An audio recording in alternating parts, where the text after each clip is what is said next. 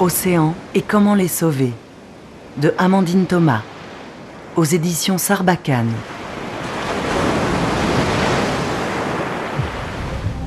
Sur la couverture du livre, nous plongeons sous l'eau au milieu d'une magnifique barrière de corail, aux couleurs vives et éclatantes. Une petite fille en maillot de bain, masque et palme, observe les animaux. Je prends une photo, c'est trop beau! Un petit garçon en short de bain nage la tête en bas. Et moi, j'agis pour protéger les océans. Autour d'eux, une raie manta noire et blanche, un poisson perroquet à écailles multicolores, une tortue, un poisson-lion, une méduse violette, un requin gris et des poissons clowns orange et blanc.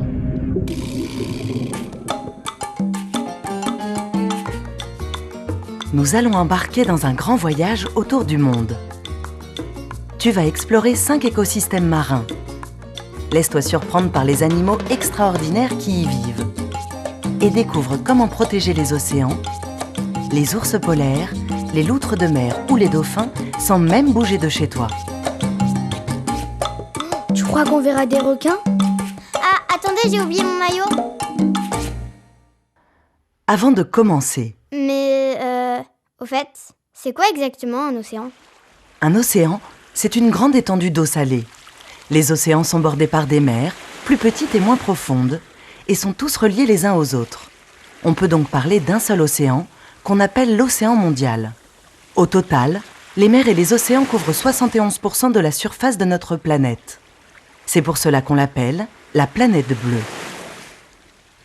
Et l'océan, il fait partie de notre environnement? Bien sûr, l'environnement, c'est l'ensemble des éléments naturels qui entourent les êtres vivants. C'est notre environnement qui fournit les ressources naturelles essentielles à notre survie, comme l'eau, l'air et la nourriture. Les océans, eux, fournissent de l'oxygène, de la nourriture et représentent 97% des réserves d'eau sur Terre. Il faut donc absolument les protéger. Et protéger l'environnement, c'est l'écologie. L'écologie est la science qui étudie l'environnement et les interactions entre tous les êtres vivants. Mais il s'agit aussi d'une façon de vivre en équilibre avec la nature, en protégeant notre environnement justement et en préservant les ressources naturelles de notre planète. Moi, je veux protéger la biodiversité. Moi aussi? Mais c'est quoi? La biodiversité, c'est la variété des espèces sur Terre. Plus il y a de biodiversité, plus la vie est riche, plus les écosystèmes se développent et prospèrent. Toutes ces espèces, y compris les humains, dépendent les unes des autres pour leur survie et pour la survie de leur écosystème. Éco quoi? Écosystème, comme ceux qu'on va visiter. Oui, on appelle écosystème l'ensemble formé par une communauté d'êtres vivants, le milieu dans lequel ils vivent et toutes les interactions qui peuvent s'y exercer. Par exemple, la relation entre les prédateurs et leurs proies. Chaque écosystème repose sur un équilibre fragile qui permet le développement et le maintien de la vie. Si cet équilibre est menacé, par la disparition d'une de ces espèces par exemple, tout l'écosystème peut s'effondrer. C'est vrai que l'homme menace les écosystèmes avec les gaz à effet de serre. Les gaz à effet de serre sont naturellement présents dans l'atmosphère. En capturant une partie de la chaleur du soleil, ils rendent notre planète habitable. Mais depuis 2 siècles, l'homme s'est mis à produire beaucoup trop de gaz à effet de serre. La déforestation, l'agriculture intensive, tout cela augmente l'effet de serre. Notre atmosphère retient trop de chaleur et la température sur Terre augmente. C'est ce qu'on appelle le réchauffement climatique, qui met les océans et leur écosystème en danger. Oh là là, mais c'est la cata. Qu'est-ce qu'on peut faire pour sauver les océans? C'est justement ce qu'on va voir. C'est parti!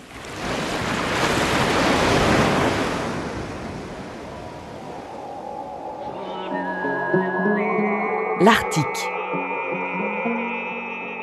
Recouvert en hiver d'une banquise de plusieurs mètres d'épaisseur, l'océan Arctique, qui encercle le pôle Nord, abrite dans ses eaux glacées des animaux spécialisés dans la survie en milieu hostile.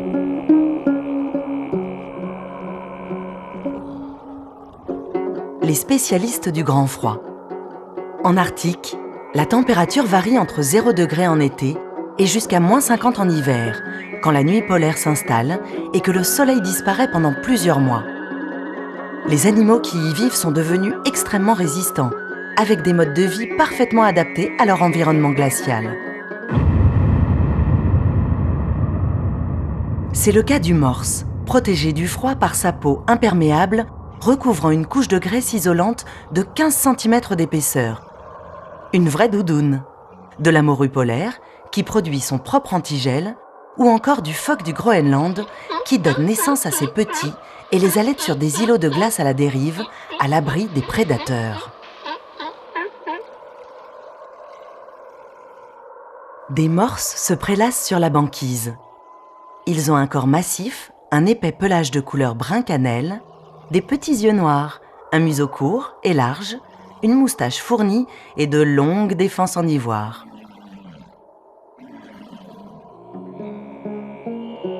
Un atout ou une faiblesse.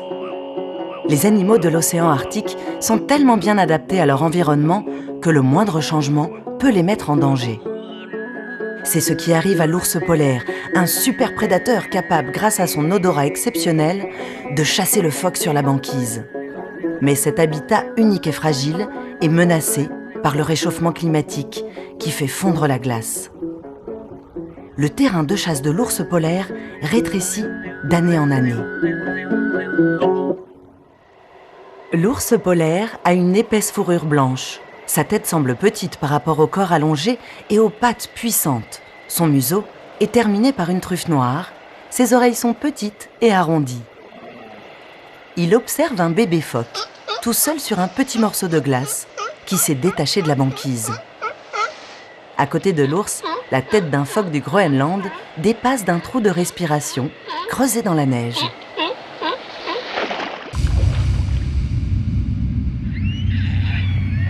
D'autres animaux nagent dans les eaux glacées. L'orque, l'omble chevalier, le narwal ou encore la gigantesque baleine à bosse. Elle est grise sur le dos, blanche sur le ventre et a une queue en forme de nageoire.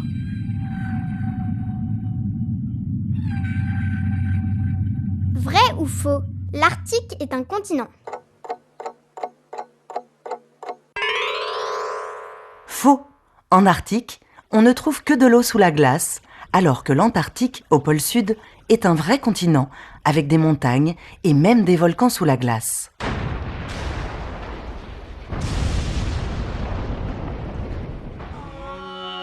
Et toi dans tout ça? On peut combattre le réchauffement climatique en consommant moins d'électricité. Par exemple, en baissant le chauffage à la maison d'un seul degré, en ajoutant un petit pull pour les frileux ou les plus fragiles. Ta famille peut économiser environ 7% d'électricité.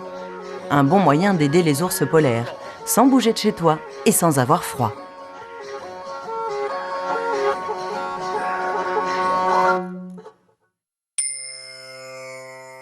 La mangrove des Sundarbans. La mangrove des Sundarbans est la plus grande au monde. Elle couvre 10 000 km², soit la taille d'un pays comme le Liban. Véritable labyrinthe d'îlots, de vasières et de canaux, à la limite de la mer et de la terre, elle se trouve entre l'Inde et le Bangladesh, face à la baie du Bengale. Les pieds dans l'eau.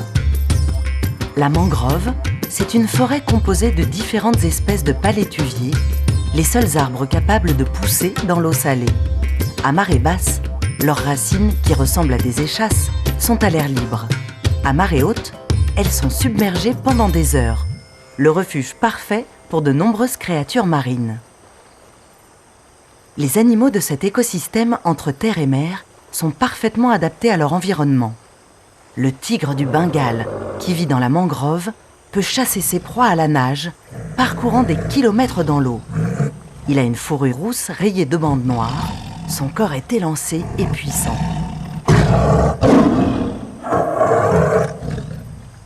Un martin pêcheur s'est réfugié dans un arbre touffu. C'est un bel oiseau avec un bec orange, long et fin. Un python est enroulé autour d'une branche.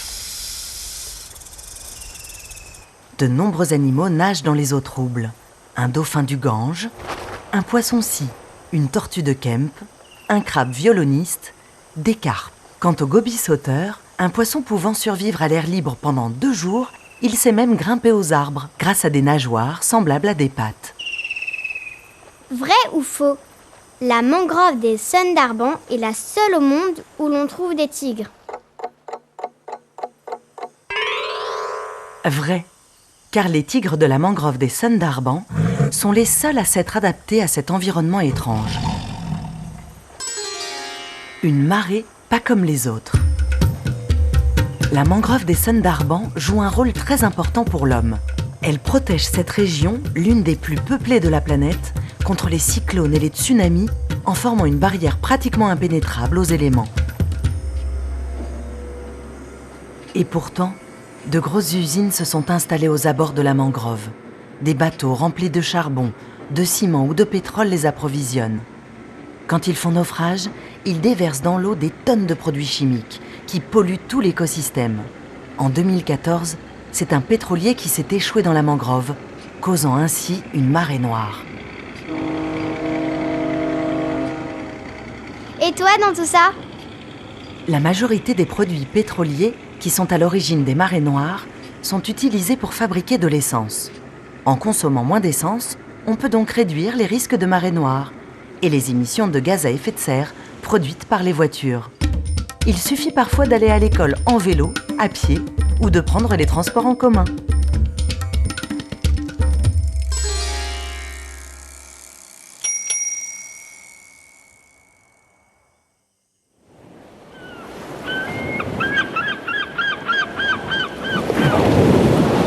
Le grand large. Au grand large, de nombreuses espèces marines passent la majorité de leur vie à nager ou flotter dans des eaux vastes et profondes, sans jamais entrer en contact ni avec les côtes, ni avec le fond marin. Ces territoires énormes, qui représentent 60% de la surface des océans, sont les plus grands écosystèmes au monde. Dans une barque, les enfants observent les eaux profondes. Oh là là, un cachalot! Ils ont le plus gros cerveau du monde. Le cachalot a une énorme tête, son dos est gris et sombre avec des reflets bleutés. Regardez tous les requins. Requin mako, requin blanc, requin soyeux, requin bleu. Des poissons volants sautent au-dessus de l'immense queue d'une baleine bleue. Elle possède un corps pouvant dépasser 30 mètres de longueur et 70 tonnes. Sa tête plate a la forme d'un U. Sa bouche contient environ 300 dents, appelées fanons.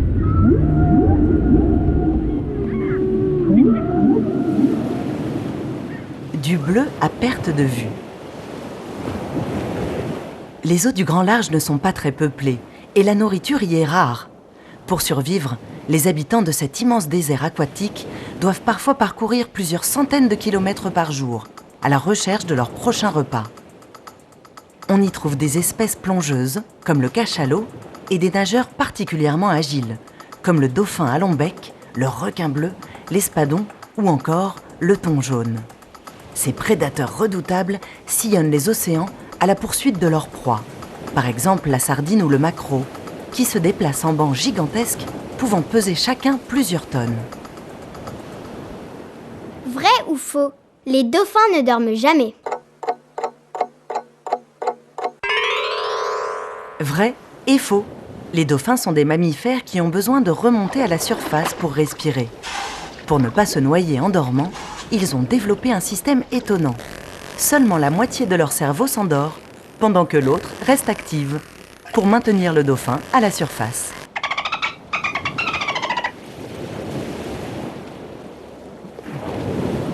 Un océan sans poissons? Les requins et les dauphins ne sont pas les seuls à chasser le poisson. Grâce à la pêche, les océans nourrissent des milliards de gens à travers le monde. Mais les techniques de pêche modernes sont de plus en plus destructrices. Certains bateaux déploient des filets géants en plein cœur de l'océan, capturant des centaines de tonnes de poissons, parfois même des dauphins, des tortues ou des oiseaux. D'autres ratissent les fonds marins à l'aide de filets lestés de lourds poids et équipés de roues qui arrachent tout sur leur passage. Il y a de plus en plus de bateaux et de moins en moins de poissons qui sont pêchés avant d'avoir pu grandir et se reproduire. C'est ce qu'on appelle la surpêche. La situation est si grave que le poisson pourrait devenir une denrée rare d'ici 50 ans. Et toi dans tout ça? Pas de panique, il y a plusieurs moyens d'agir. Si tu habites près de la mer, tu as probablement la chance d'avoir un marché local. Ou ta famille pourra trouver du poisson frais, pêché de manière responsable par des pêcheurs traditionnels.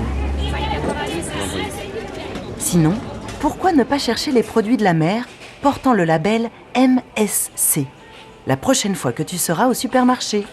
Cette étiquette garantit que ton poisson est issu de la pêche durable.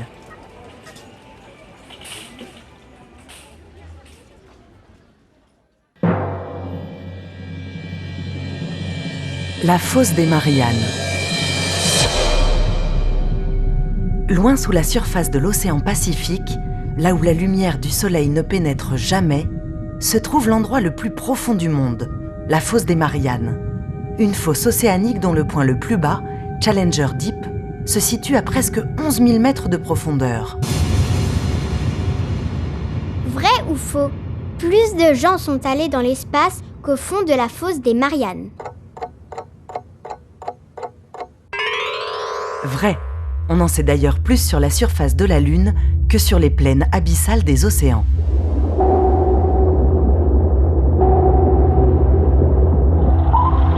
Dis, tu crois qu'un jour quelqu'un pourra fabriquer un sous-marin en plastique recyclé?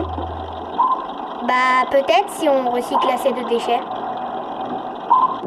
Les enfants sont dans un mini sous-marin et regardent les créatures étranges. Un effrayant poisson ogre aux dents pointues. Une pieuvre vampire. Un poisson vipère. Et un requin lutin avec des dents en forme de clous.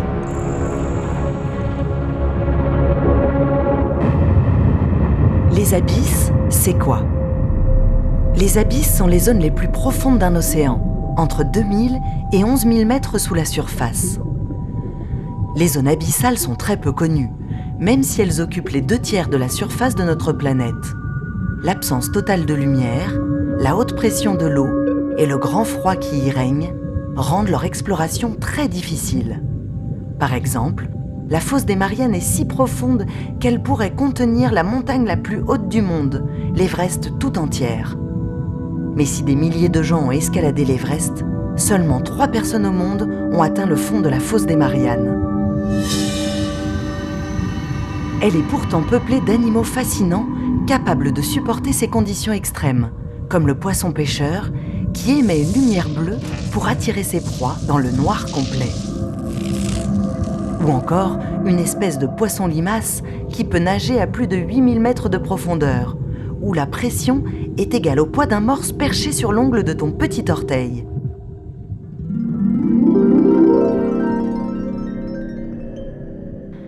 Un lieu inaccessible, ou presque.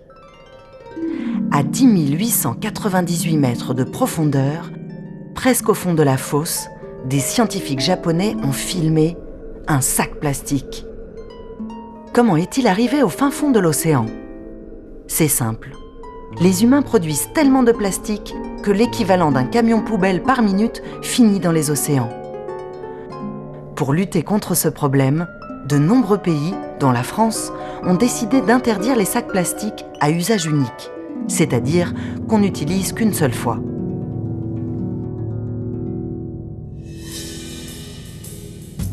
Et toi dans tout ça? Pour ne pas retrouver nos déchets au fond des océans, on peut les recycler, c'est-à-dire les transformer en nouveaux objets. Pour cela, on utilise le tri sélectif, qui sépare les déchets recyclables du reste des ordures, comme le verre, le plastique ou le papier. En triant tes déchets à la maison, tu peux éviter qu'ils n'atterrissent dans les abysses. Et ils pourront même servir à la fabrication d'une paire de baskets, d'une polaire ou même d'une tente.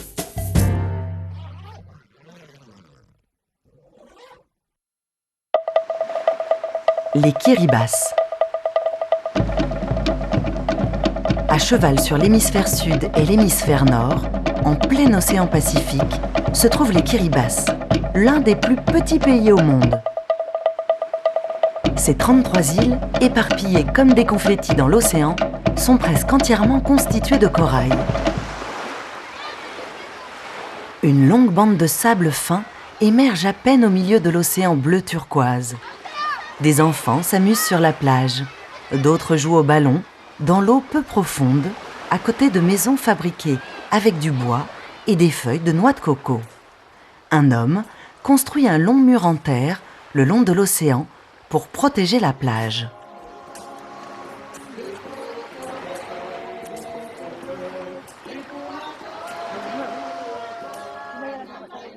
Dans une pirogue, un pêcheur rame au milieu de poissons papillons, d'espadons voiliers, de thons et de concombres de mer.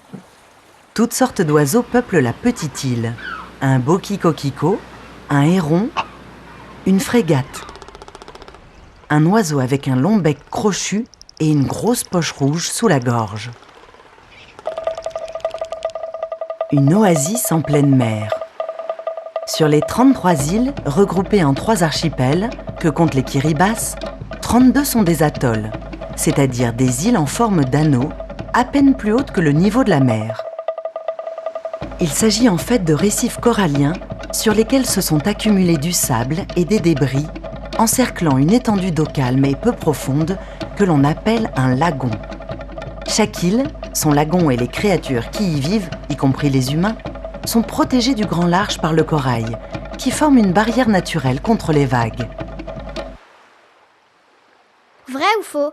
Un quart de tous les animaux marins passent au moins une partie de leur vie dans les récifs coralliens. Vrai, les récifs coralliens sont essentiels à la vie marine et à la vie humaine, puisqu'environ 3 milliards de gens sur Terre en dépendent pour vivre. La montée des eaux. Pour les Kiribati, comme on appelle les habitants des Kiribati, l'océan est une source de nourriture vitale depuis des générations. Pourtant, il est aujourd'hui devenu dangereux.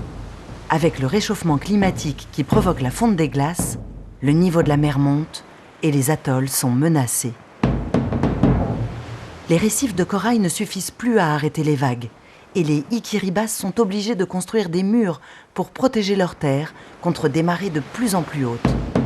Les îles, qui ne s'élèvent en moyenne qu'à 2 mètres au-dessus du niveau de la mer, risquent même d'être complètement submergées d'ici 50 ans, forçant les Kiribati à quitter leur pays.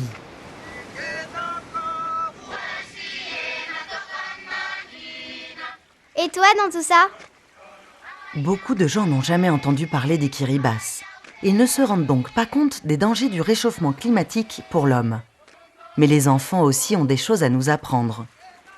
Tu peux partager tes connaissances en faisant un exposé sur les Kiribati à l'école, par exemple, ou en conseillant autour de toi un article sur le sujet dans ton magazine préféré.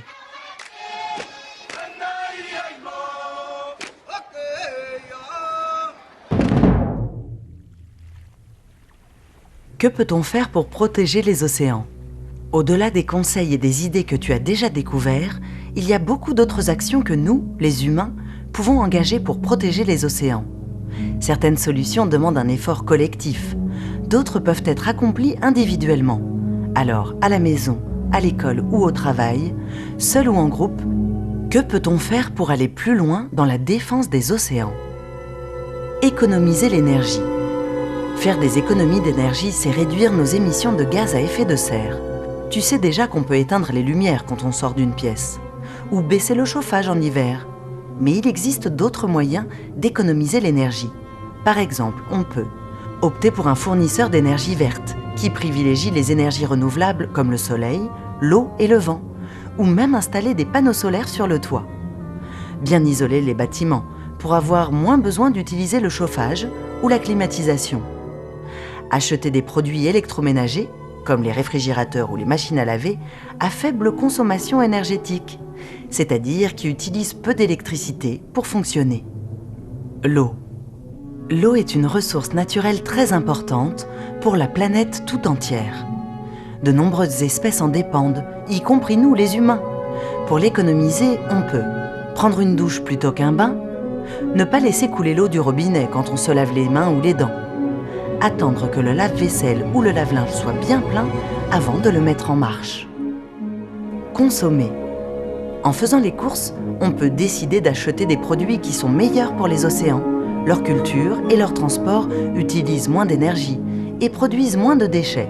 Pour cela, on peut choisir de réduire sa consommation de viande et de poisson ou devenir végétarien. Manger des fruits et des légumes de saison, si possible cultivés dans la région. Préférer des produits avec pas ou peu d'emballage. Se faire entendre. Ton avis et celui de tes proches ont bien plus d'impact que tu ne l'imagines. En exprimant notre envie de protéger les océans à ceux qui ont le pouvoir de changer les choses, comme les gouvernements par exemple, on peut favoriser des décisions très importantes pour la planète. Pour faire entendre sa voix, on peut envoyer une lettre ou un email à un élu du gouvernement, participer à des marches pour le climat ou à des manifestations pour la sauvegarde des océans, exprimer son opinion, respectueusement, autour de soi, en discuter avec ses proches. Tu sais déjà qu'on peut limiter nos émissions de gaz à effet de serre en prenant les transports en commun, en marchant ou en faisant du vélo. Mais on peut aussi vivre sans voiture, si on habite en ville, ou choisir une voiture à faible consommation d'énergie. Éviter de prendre l'avion, faire du covoiturage pour aller au travail, à l'école ou en vacances. Soutenir. Beaucoup de gens se battent tous les jours pour protéger les océans, aussi bien à l'échelle mondiale qu'à l'échelle locale. Pour les soutenir, on peut faire un don à l'organisme ou à l'association de son choix, devenir bénévole et participer aux événements organisés par les différents groupes présents dans notre ville ou région. Collecte de déchets, nettoyage des plages. Signer les pétitions en faveur de la protection des océans. Réduire, réparer, recycler, réutiliser. Tu as déjà découvert à quel point réduire nos déchets est important pour les océans. Pour cela, il y a bien sûr le recyclage, mais on peut aussi réduire notre consommation en achetant moins d'objets neufs, réparer les objets cassés au lieu de les jeter, réutiliser habits, meubles ou objets en achetant d'occasion. On fait du co-trottinettage. Oui, j'adore!